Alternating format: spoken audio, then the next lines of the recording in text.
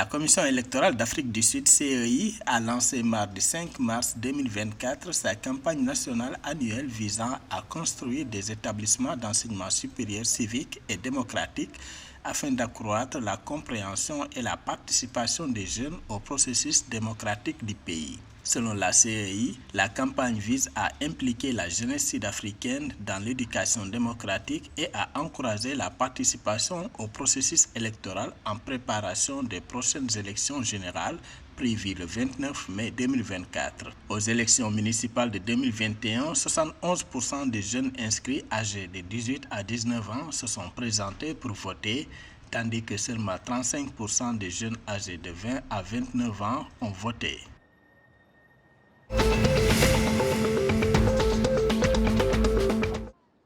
L'inflation annuelle du Zimbabwe a atteint 47,6% d'un mois à l'autre, a rapporté l'Agence nationale des statistiques du Zimbabwe, Zimstat. Les données présentées le 1er mars 2024 ont montré que le taux d'inflation annuel pour février 2024, tel que mesuré par l'indice des prix à la consommation IPC pour tous les articles est de 47,6%. Cette dernière hausse est la quatrième consécutive depuis que l'Agence des statistiques a modifié son indicateur de prix le 28 septembre 2023 afin de mieux refléter l'utilisation du dollar américain dans l'économie. Le billet vert est utilisé dans environ 80% des transactions dans le pays.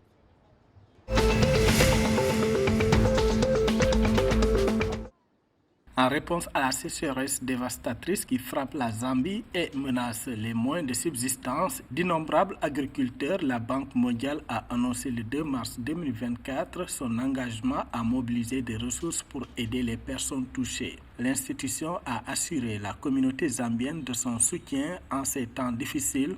affirmant qu'elle apporterait non seulement son soutien aux agriculteurs qui ont perdu leurs récoltes, mais qu'elle fournirait également une protection sociale et des opportunités aux ménages afin de résoudre le fardeau de la pénurie alimentaire. Cela fait suite à l'état d'urgence déclaré par le gouvernement zambien le 1er mars pour faciliter une réponse rapide à la sécheresse prolongée qui menace la sécurité alimentaire du pays.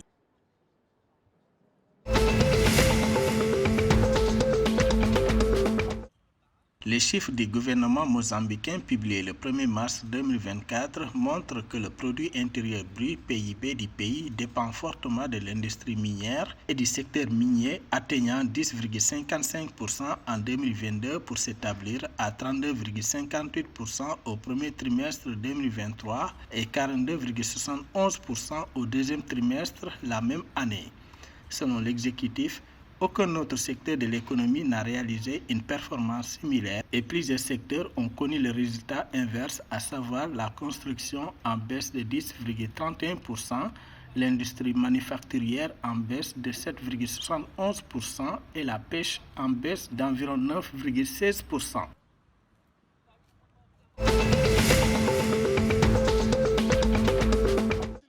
Petro de Luanda a confirmé la première place du groupe C de la Confédération africaine des clubs champions et a accédé au quart de finale grâce à sa victoire samedi 2 mars 2024 contre l'Étoile du Sahel tunisienne sur le score de 2-0. Le champion angolais a terminé cette course avec 12 points, suivi de l'Espérance de Tunis, deuxième avec 11 points. Al-Hilal du Soudan est troisième avec 5 points et l'Étoile Sahel de Tunisie est quatrième avec 4 points. Avec ce résultat, Petro est dispensé d'affronter les meilleures équipes des groupes A, B et D en attendant la deuxième équipe du groupe général lors du tirage au sort qui aura lieu en mars, à l'exception du deuxième de son groupe, Espérance de Tunis.